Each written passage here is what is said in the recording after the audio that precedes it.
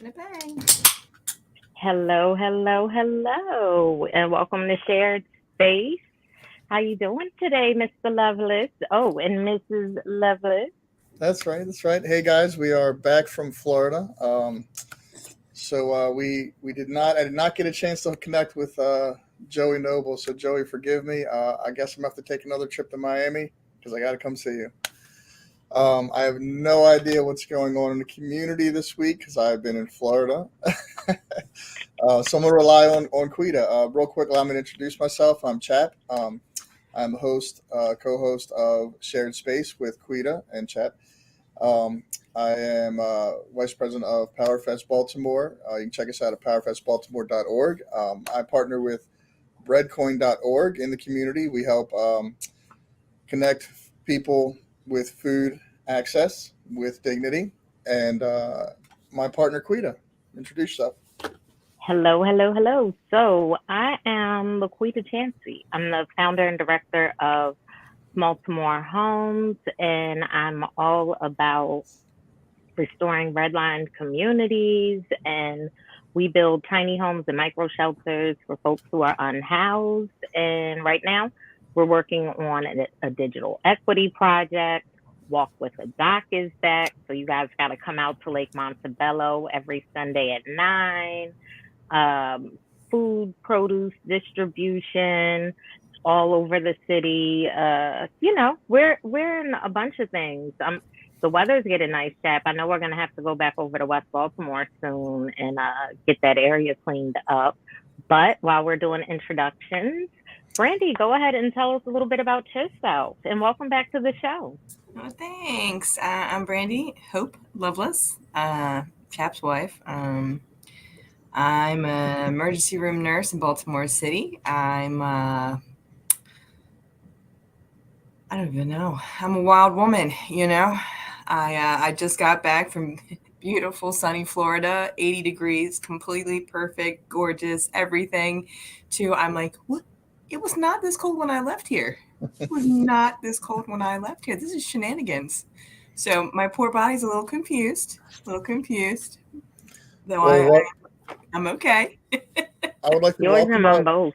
Yeah, Go I'd, ahead, I'd like Chap. to welcome my wife to the show. We're just coming off of Black History Month, and we're actually wrapping up Women's History Month, and really cool part of Baltimore history, and women's history significantly, is that in 2005, Brandy was part of a group of women who were skating at Skateland and revived. I think inspired by a couple other cities that were also doing it, but what revived roller derby in Baltimore, and so she was part of the original.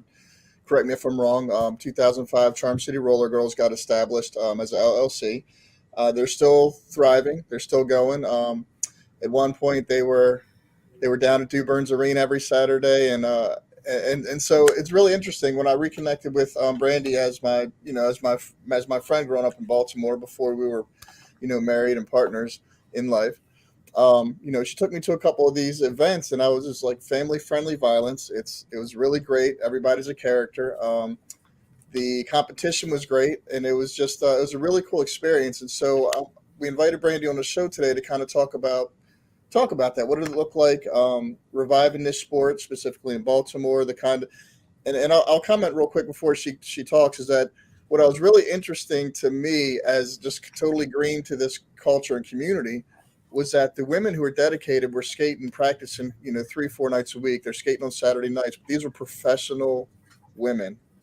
Talking about an ER nurse, you're talking about lawyers and doctors, and like it wasn't just girls with nothing better to do. These were highly competitive, successful women in life throwing down on the track, and so it was really exciting to see that and understand that context of the skating. So, Brandy, if you want to share, some of your experience, Mike is yours. Well, thank you. Yeah, I think it was a really interesting period in time for me. I personally had just come off of my father had passed away, and I was going through a divorce. So there was a lot of emotional turmoil, and I was looking for something, right? And for me, I've always, loved the violent sports. And as a woman, you know, growing up, I'm not in the younger generation, but what they allowed for us, the violent sports was like I played field hockey, I played basketball, I did all these types of, things, and I always played, co-ed with boys and things like this, and I always gravitated to very physical, right? And I've been roller skating since I was 3. Down at Gardenville Recreation Center is where it started out for me. And I am better on wheels than I am on feet. And I never learned to ride a bike. So when I saw an article saying, hey, we've just established this and we're doing tryouts, come on out, I was like, oh, yeah, this speaks to me. I'm like, skates, violence, girls, why not? And, it was, the league was like in its infancy when I came in. Um, they had, I got on the league and I saw my first game and I was there for the number 2 game is when I started. And it was amazing. I saw all these women.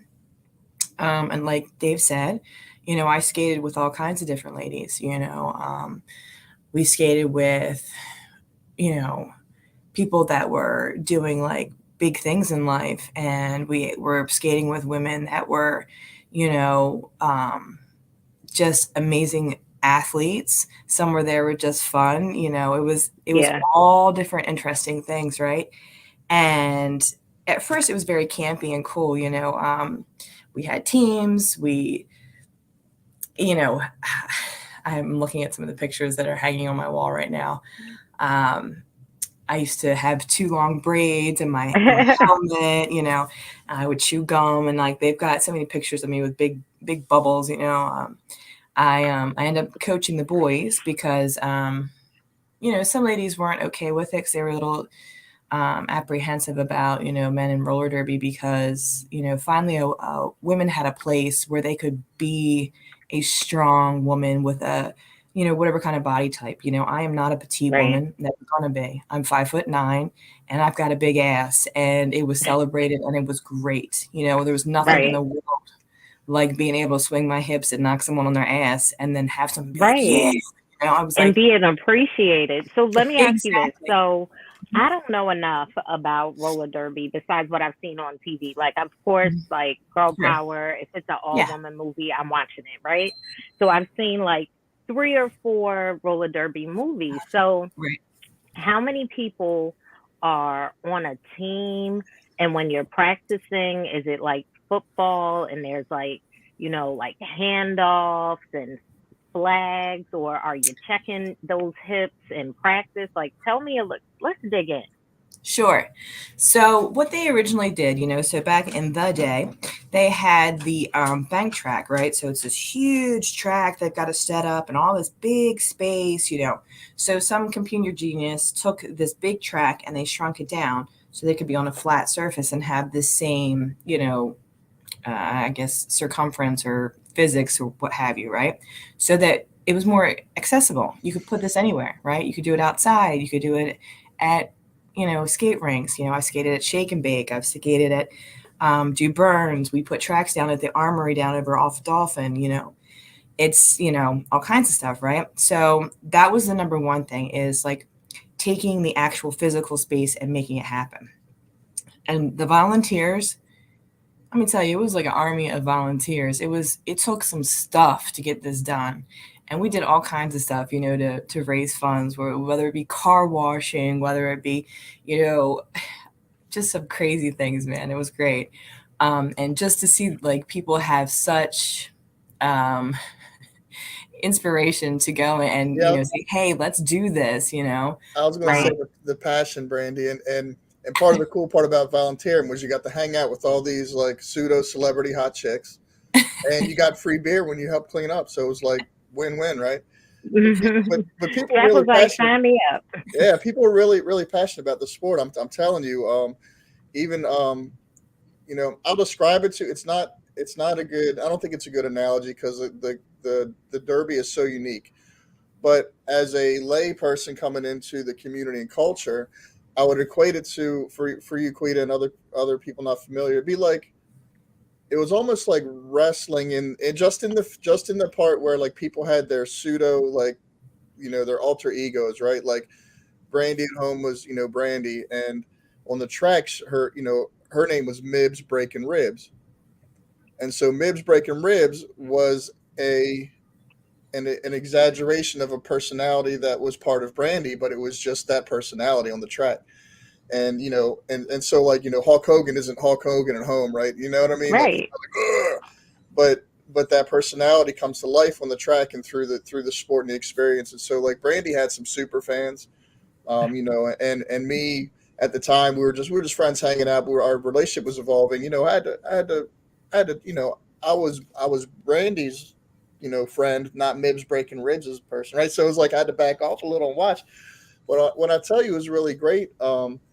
Being with her in that experience, because we would travel. She traveled all over the nation. Did you go overseas? Were you able to go overseas skating? But they traveled a lot, and everywhere you went, people knew the skaters.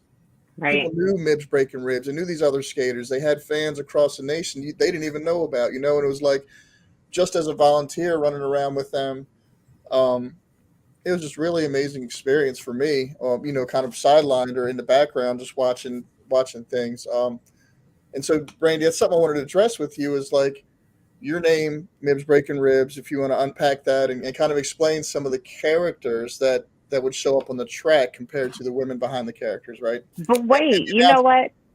I want to tap into the fact that you guys are going all over the nation. Like, this is before Instagram, this is before Oh yeah, Facebook, and you have fans all over. Like, that's pretty MySpace was amazing. Let's yeah, not just MySpace was in its skate infancy, so over it was, that. yeah, that's significant. You're right. You see what I did there? I did. I like that. I like what you did there. We had Well, yeah. we have so when I did it, it was called WFTA, WFTDA. It was Women's Flat Track Derby Association. So there's actually an association that we did. So you registered your name. My name was an attribute my Grammy, who I live with for years, most of my life. Her real name was Mabel, and they called her Mibs. And I legitimately broke my mother's ribs in utero. So it just made sense. Like, I came out kicking and screaming and been doing it ever since. So, it worked out. My name, if we had fun names, and it was fun to be able to come up with something, that was again, an alter ego. You know, Mibs is who I was and am, and I'm still known to hip check somebody, whether it be someone in my home or other, still happens. But it's always cute to see how Dave, through his eyes. But you know, through roller derby, I think the game itself, was it fast? Yes. Was it evolving? Yes. Were we learning as we went? Were we trying to figure out?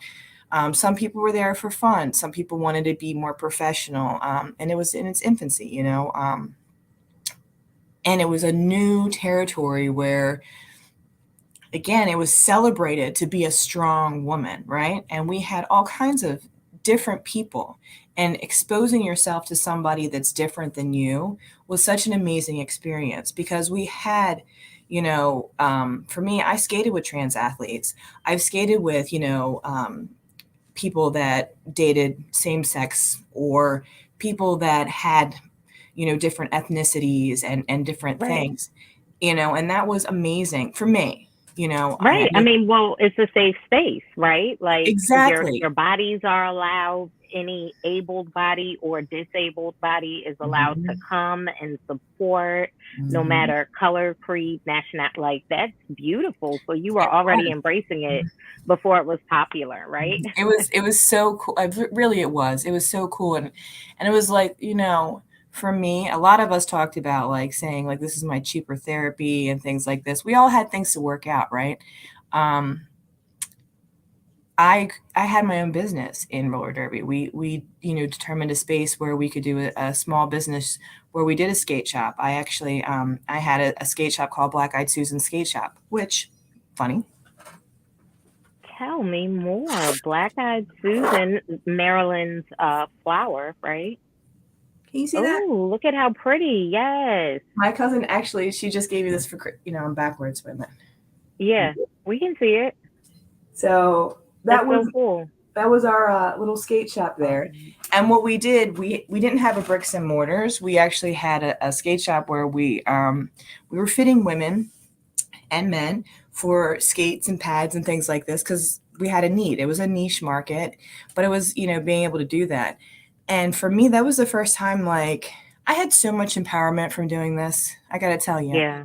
I had artistic women and I had strong women and I had like, you know, I had gorgeous women that we played with and it was Right. like watching the athleticism and being able to do these things. And then Right. again, like I coached boys when it first came out. They would call themselves a Harm City Homicide, which was ridiculous and hilarious, right? And most of these guys were just such sweet, gentle kind of guys anyway. But it was fun because it was one of these things where I still got to kick ass, you know, and Yeah. one of our referees, his name was Justice Feelgood Marshall, and he was one of the inspirations to actually have, male roller derby. And Mm. he was about this big. He's an African American man who wore tights and a skirt, and he got more tail from women than most, right? So it was like this whole questioning, like, what is, but he was What's wonderful. going Like him and I on? had such a Yeah. great time together, right?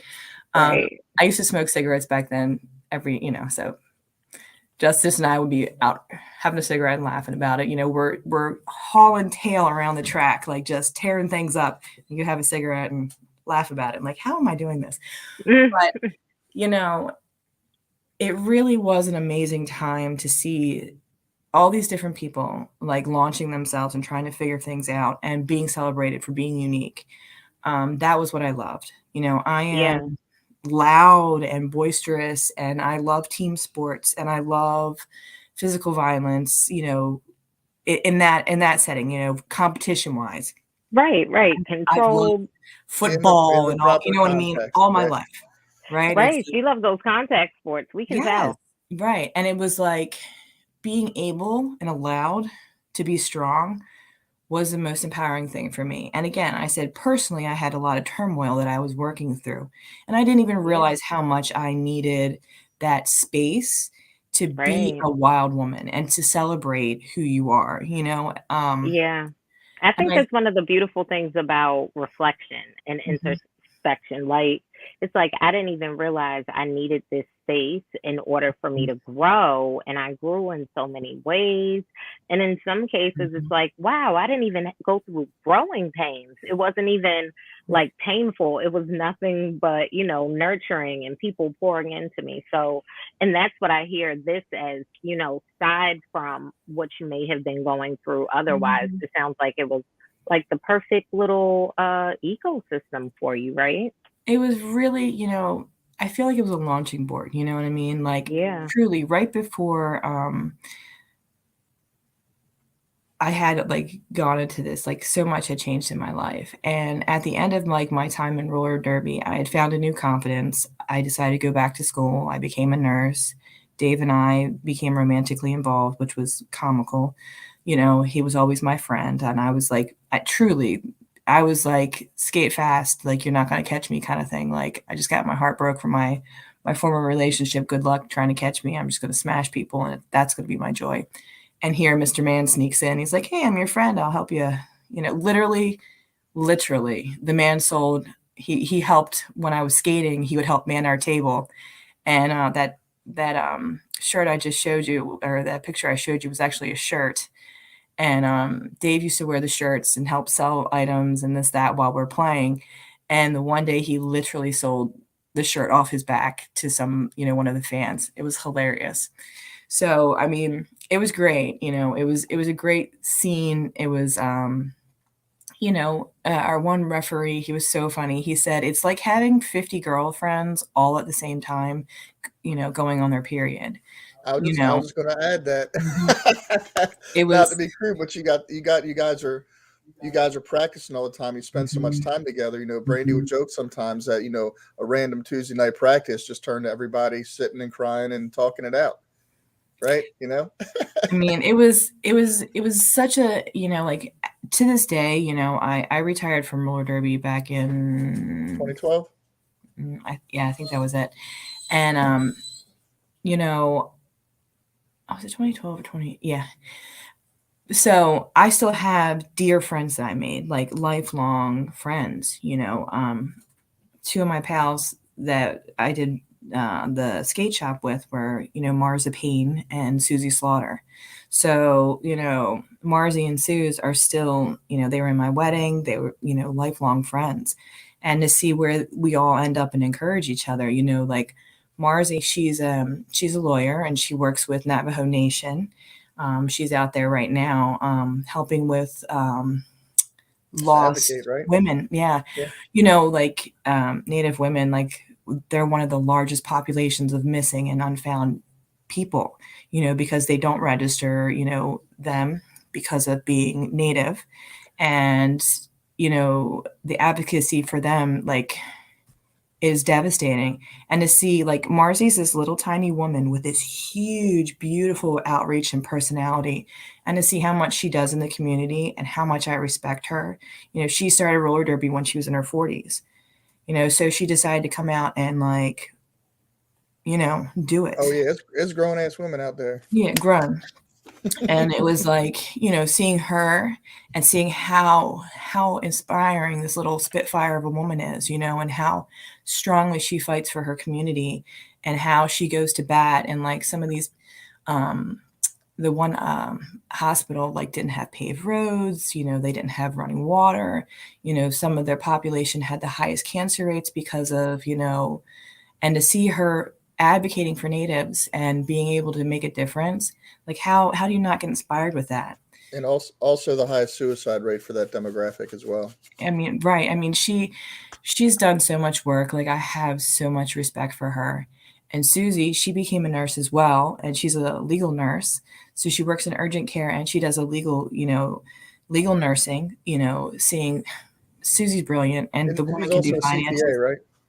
I was going to say she also does finances. She used to be, do accounting, and she, like, the woman, you look at her and you see the spreadsheets like rolling through her eyes like the Matrix, like these two ladies, like, and to say energy, like Susie could run, like, I don't know that actually she probably doesn't lay still when she sleeps. I mean, she's that kind of person. And that's just two of them. I actually, one of my pals that we used to work with in the ER. So she was there before me. I met her through roller derby, and then we worked together. So it was like, it's such an amazing, Give Yeah. her a shout out. Give her a shout out.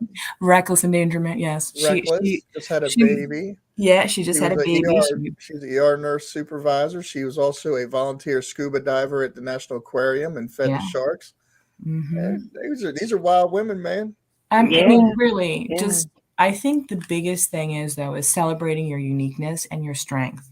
So it's not Yeah. about being a quiet woman that stays at home and cooks and makes sure your house is clean. And if that's your gig, you are awesome. I probably need some direction from you.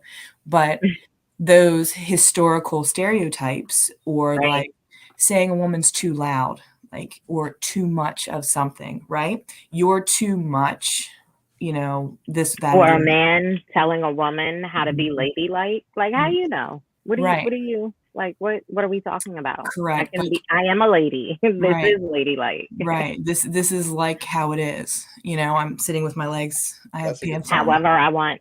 Right. Yeah. And I'm not asking for anything, actually. So, having that encouragement of being strong and it being sexy as hell, to have a big Right. round ass or a flat tight ass, or having abs, or having extra, or having big Right. tits or small tits, or whatever tits you have or you don't have, tattoos, or no tattoos, short hair, long hair. It Right. was it was such a nice celebration, like, I think that was the part that you didn't realize that you got along the way, and you got Yeah. exposed to people that looked different than you, that smelled different than you, that enjoyed different foods, or vegan, or super Right. meat, and it was like seeing people pursue whatever they were interested in because they were encouraged to be who Yeah. they are. finding yourself and pursuing that, set apart from anything that you may have previously been told. And that was the most beautiful encouragement. So that for me, again, personally, not only have I made like lifelong friends that, Right. I still find inspiring and amazing today. Like I found encouragement, like I had always wanted to be a nurse, but I didn't have the timing, I didn't have the self-esteem, I didn't have the commitment. And, Right. what this did for me was it was like a life journey, like I Yeah. found the encouragement to be who I was. I Yep. believe that like if I can strap roller skates on and go fly to the West Coast and beat the shit out of people and have people scream and celebrate for me, I think I can probably go to I school can and do teach this. classes, like I can try Right. that out. So like Yeah. on that comment, and Quita, I like what you said about I am a lady, so whatever I do is ladylike. I appreciate that comment, right? That's deep. And Brandy, you talked about earlier how it was therapy. Obviously, you live in Baltimore, we live in Baltimore. Some people's therapy is hitting a dirt bike, right? Some Right. people's therapy is fighting, right? Right. We know personally, we know an international fighter who's part of the family that he found the proper outlet. So I kind of want to talk about that. Like we have we have ways of expressing ourselves that out of context can be very inappropriate, or society has labeled it as or created a space where it's inappropriate, right? So like the dirt bike, can't own a dirt bike in Baltimore. But that's someone's therapy. You can't fight in school, but you take them down to Umar or Upton boxing, and now these Right. kids, like you said, can be celebrated. So I think it's Right. important to talk about the therapy side, like you were able to engage in behavior that may have otherwise seemed inappropriate. Sorry. Well, so when she comes Pet. back, but I'd like her to talk about that because it's very important that we are able to express ourselves naturally, not express ourselves the way someone tells us to, right? Like they'll like some when I was a kid and I went through stuff, they're like, oh, you have to talk to a therapist. I don't want to talk to a therapist, but there's other things I can do to Right. process the trauma, to process whatever. Um, so the significance, I guess if you have any comments on the significance of being able to express yourself naturally, violently, in the right context, and like you said, I mean, I think you already spoken to it. You were inspired, you were encouraged. But the That's important. interesting thing was it sounds like when you were in it, Brandy, you recognized that, oh, I'm accepted as me. That's so cool. But now almost reflecting back, you're like, it was everybody. Everybody was there and everybody was welcome. Like you knew it then because it was like I'm accepted. But now you're, oh, everybody was accepted. Like whoever showed up was like welcomed and having a safe space, and not even necessarily like-minded individuals in this case, right? Because everybody's from all these different backgrounds, but we don't have to be like-minded. Like we just showed up for each other and that was enough.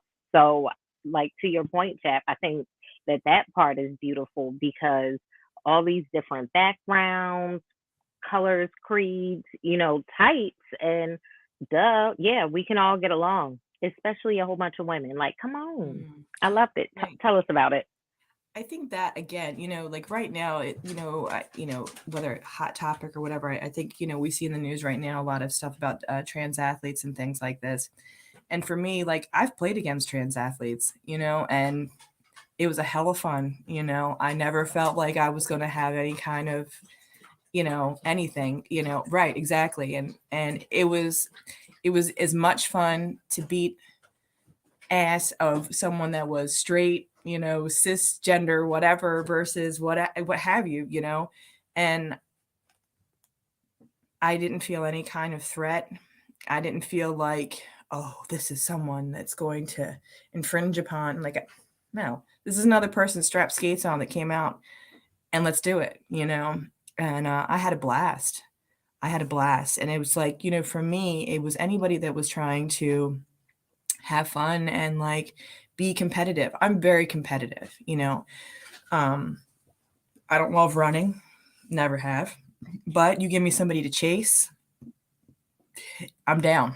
Like something clicks on my, my what is that, bird brain kind of thing, that dinosaur. I'm like, oh, get him. And like I loved it. I mean, I haven't found anything physically that inspired me as much. And when I did retire from Derby, I was, it was funny because Brett Favre and I have the same birthday. I retired and then went back and retired again. Yeah, it's one of them things you're like, I love it. I can't. I love it. I got to do something. Oh God, there's only so much me. But it also And encouraged me to like try new things, push myself out of my comfort zone, right? Because I went to that tryout. I literally borrowed somebody's skates from, I don't remember where they were. They were pregnant, so they had a pair of skates I could borrow, that they weren't using. I went to their house, so I didn't spend money on skates. I was sick as hell to my stomach because I was super nervous. Like, I was like, oh my God, I'm going to die because I'm doing something. And like nobody else that I knew was doing it. Nobody else tried out. Like I went by myself Right. to an Right. to this place with all these other women.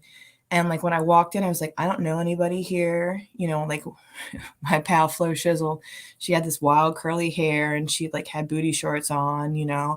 And, you know, I don't know this lady. And here she is like doing her thing. We had a lady from Australia who was like almost 6 feet tall, who was lean and strong, and she hit like a brick wall, and it was amazing. I just wanted to listen to her accent, and I'm like, oh, I think she may have actually just dislocated that woman's shoulder over there, but she sounds really amazing doing it. Right. Your You voice know, is beautiful. and, right? But it was like it was such a fun time. And it had such a space, like Dave was saying, or Chap was saying, sorry, it's such a good place to be able to be a part of something that's other than just you and to celebrate something Absolutely. unique. Like I'm not Absolutely. always going to be the girl that wants to do what every other girl wants to do or what I'm told to do. And in fact, like I can't help myself, you know what I mean? I I have a almost really want to do the opposite because you told me to do it. Like, blame my not father. I almost. know it's him. Like, that's ladylike. yeah, Yeah. hello, hello. I mean, nothing exciting happens to somebody that listens to everything that they're like, come on. Right. I mean, there's that thing that says, no well-behaved woman ever made history. That part too. Hello. Like you look at that and it's like being able to celebrate that and being unique. I think people are misunderstood. Oh, she's violent because she likes, like I curse a lot. I, Me I grew up too. in that. And I, Me I, too. it's funny, like my mother-in-law hates my favorite word and she doesn't even hear when I say it. But if Dave says the word, she's like, David. And I'm like, you know, but Totally my legitimately, fault, right? And it's your so favorite funny. word is probably a word I use like a comma. We're not gonna, yeah. Same. But go ahead. But it's like it's really funny because some people get intimidated, and where I Oh, work, again, I work in an ER setting and overnight, and people get intimidated by people and they think, oh my gosh, they've said that word and they're so loud and they're so scary, and I'm like, like, come on, like, right. That's your problem, not mine. Bye. right. What's about you and what's not about you? Why are you scared? Like what are Mhm. like where do you have to do? Do you have to Right. change somebody? Do you have to intervene? Does this have something to do with you? Like, is it affecting you? And then mind your business. Go on. You know what I mean? And if somebody likes something that's different, some people like fighting, right? Like, they do. They're championship boxers. Wonderful. Good for them. They found an outlet. They found something that they like. Now, do we condone going out and beating the hell out of each other in the street and whatever? No.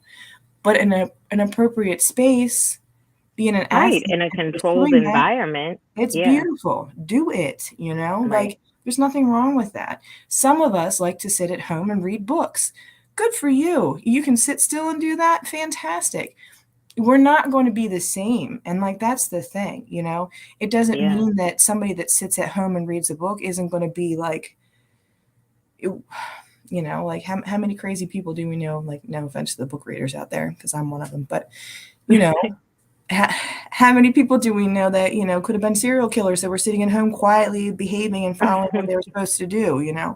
Right. You can't just always put somebody in a box and think that this is what it looks like, you know? Right. But I that's want the thing. Putting people in a box makes them comfortable. I Like, want to comment, go ahead, Chap. Quita. So our age, we're familiar with Wes Craven, right? Nightmare on Elm Street. We're familiar with Marilyn Manson. So when Brandy's comment about that, the ones at home, obeying all the orders, and my example is, and people our generation understand this. Wes Craven and Marilyn Manson are two examples of people who came from very strict Christian homes. They were only allowed, like Marilyn Manson to the extreme, was only allowed as a child, allegedly, from what I've read, to watch rated G movies and Disney movies until the time he was 18. So these are environments these guys grew up in, and look how the other side of the extreme they went to when they expressed themselves, right?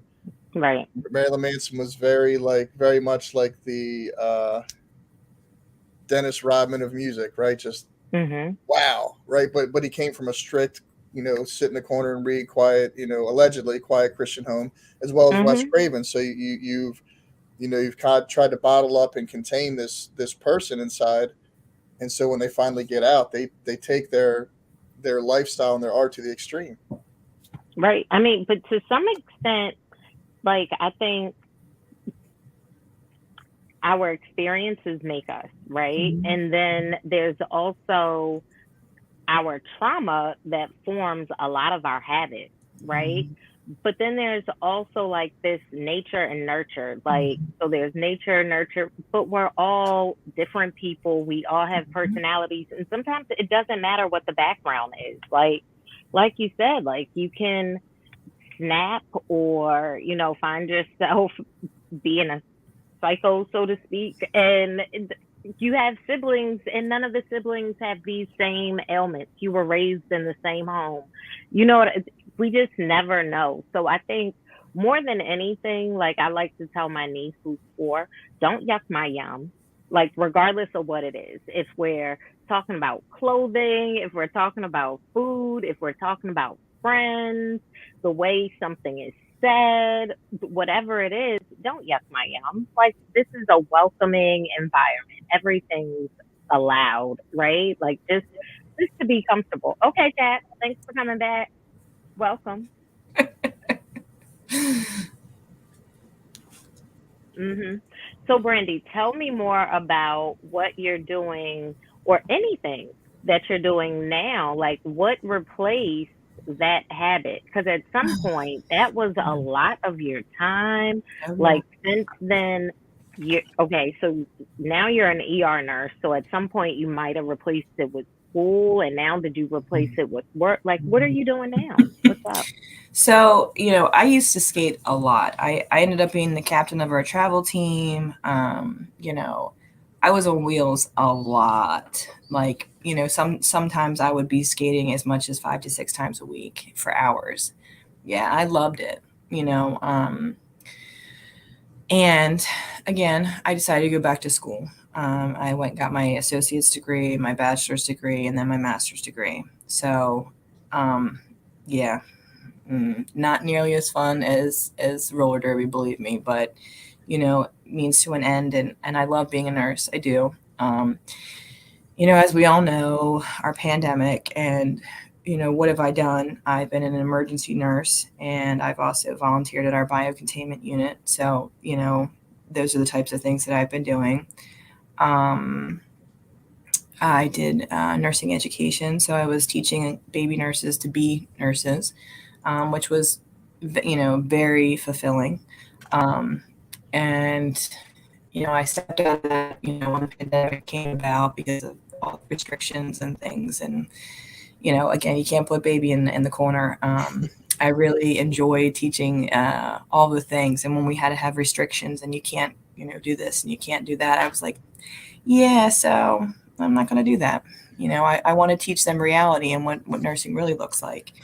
And Well, you, um, you used the word earlier. You said launched, right? So I think a lot of the energy, Quita, and from me observing her and my perspective again, um, as a life partner, man, like she emerged from roller derby so inspired and encouraged and so much of her spirit was on fire that propelled her into her studies as a nurse. It propelled her into becoming a dog trainer as a hobby, but really good at it. And that fire still burns in her from that experience. Where as hard as she hit the track and hit the wheels, that's how hard she takes care of Baltimore now as a nurse. Like she's been to this what they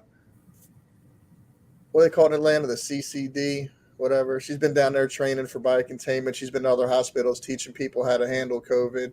She is in Baltimore overnights on the weekends, patching people up and loving them. And again, as she spoke about the experience of diversity in roller derby, she embraced that culture in the hospital because there's such a diversity of broken people that come in. It's very similar. Like hearing you talk about it makes me think about that, how similar your experience actually is in that context, because you can literally anybody can be in the hospital at any time, and she has been primed to be just to serve them well without any kind of discrimination or pre bias, right? Yeah, I think that's a beautiful point, Chap. Like, especially the surface aspect of it, right? Like, anybody can come into the ER and you might be cursing or something in the back, but everybody is going to get help. Everybody is going to get triaged and get what they need. Like, this is a no judgment zone and also a safe space for healing, literally, not just figuratively, right? So I think continuing those shared spaces and safe spaces is kind of a theme throughout like our lives. And I love that, we continue to cultivate those kinds of conversations. So I would love for you guys to come out to walk with a doc once you recover from your trip. Come out there, right? No, we're there. We're there. No, it was very the last one that we did with you guys was great. Got to bring the dogs, hang out with people. It was very cold, which and it has been very cold, which is mind blowing. I'm not loving this, but the older I get, the harder the cold is on my poor soul. But yeah, it was great. It was great to be out there and hear people wanting to do something better. Eat better, more mobility, just and just be uplifted, Yeah. for whatever it is, like when we brought the family out. How do you not feel good about it? Like the kids were both like, and not getting up that early, and we're like, come on, guys. And then at the end, they're like, all right, glad we did it. And you're like, duh, and like that's the thing, like the hardest part is going, it's not right. doing The it, hardest part is there. actually getting there. Because once you're there, you're like, these are my people. I'm comfortable. This is cool. Like, let's walk around this lake. It has been cold though. So if you do come, wear layers so that you can take it off, because it's weird. It's like you hit this one corner and it's like a pocket of heat and then it's freezing the rest of the time. So yeah, so that's super cool. I'm so glad that we got you back on and you were on for Women's History Month. And you were able to share your derby experience, like thank you. I had a lot of fun. It was a very special time. I don't know that things are still, thriving after COVID. I think it really affected things negatively. And, truth be told, I would always love to still strap my skates on and get back out there every now and again. Well, she did. Okay, Tom Brady. Some of the girls got together for a skate party at Skateland. And we did skate. It was great. We were there. Yeah. It's something about putting wheels on and skating and like having the wind blow on your hair and on your face, of like self-generated, propelling or whatever. Like it's so much whimsical, you know what I mean? It's just one of those things. I don't know. For me, I'm like, and you can come out and skate on Sunday mornings at 9 around the lake with us. That's bring your skates. That would be really cool. I skate like a deer on ice. Like my sisters literally skate circles around me. My partner literally skates. It is. Everybody. I'm like an old lady. I'm like, oh, let me get to the corner. Give me one of those little things to help. Look, I'm gonna be on the sideline drinking a soda or something. Okay. I will tell you, as a kid, there was, again, Miss Jackie, God bless her, down in Gardenville Gardenville, skating. right? Miss Jackie's still I working. felt, yep, she was a beautiful, beautiful woman. Miss Jackie was tall, and she wasn't a little waif of a woman, and she was one of the first ladies that I looked at. I was like, she's magical, and she was so inspiring. I love that. Oh, it looks like, if she was on her phone, she might have gotten a call or Oh, it's something. okay. Well, it's Yep, almost time for Robert. it Robert is. It report. is. All right. All Well, right, so we can go ahead and wrap up, Chap. I'm glad that you guys are back and you are safe, and we'll be back here, same bat time, same bat channel, Monday at 7. that's right. Thank you guys for watching. Hopefully, we can see you guys Sunday morning, Lake Montebello, 9 a.m. Thanks for the plug. So good at that. Bye.